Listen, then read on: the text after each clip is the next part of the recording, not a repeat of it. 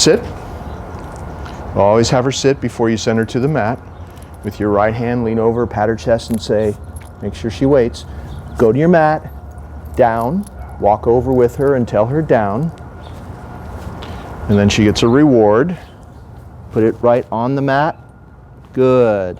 Between her feet. And then you can start stepping away and stepping back like this. Make sure she's not touching your hand. Good.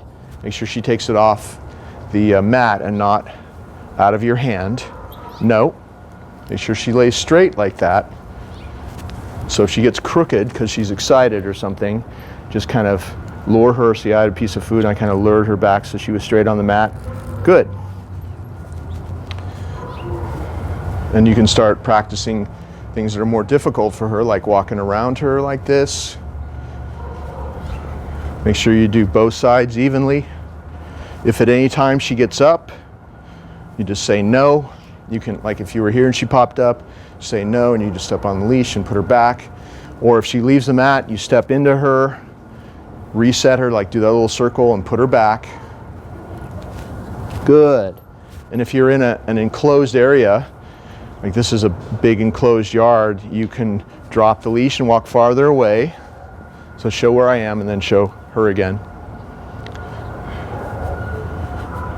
Never call her out of a downstay. Always have her wait until you come back to get her. Good. Because when you call a dog out of a downstay like that, she'll start to become anticipatory. Her downstay is going to be very tenuous and anything will be able to trigger her to get up. So you want her there like solid as a rock. The only way she ever leaves a downstay is when you come back to get her. That's the only thing that's safe in real life anyway. So we're not calling her out of downstays. And the whole purpose of teaching her this way is because this kind of downstay where she knows there's only one way she ever leaves is stabilizing. And this is one of the reasons why she's changing. She's getting calmer and happier now because we're not doing it in a way that makes her excited. So never call her out of a downstay. I'm walking farther away. Bigger circles. Always coming back in front of her like this to reward her. Good. And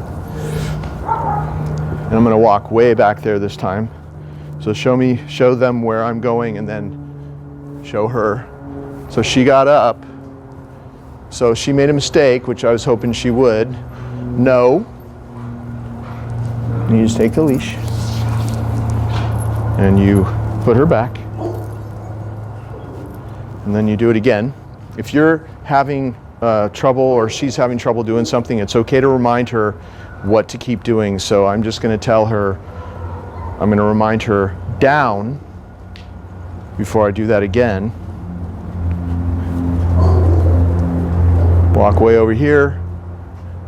Walk back. It's okay if she turns around to look, just as long as she doesn't get up or really turn her body. So that was really good. She did it right. She gets a double reward for that. Make sure that she's really waiting. Nope. She touches your hand, pull back like that. Good. See how she waited? You have to insist on that because if she starts taking it out of your hand, she's going to become overstimulated, and it's also not respectful to you. But you want that little pause down there where she's really waiting for you to withdraw before she takes the food. It's really good for instilling more calmness in her by doing it that way.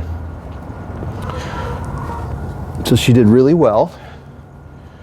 And you always want to end on a success. One more reward. Good. And she's waiting for you to step back next to her, pat your leg and say, okay, okay. Okay, come on. And then have her sit. You're not done with the exercise till you have her sit. And then you release her to be free from a calm sit stay always. Make sure she sits there. And release her to be free. Pat her chest and say, go.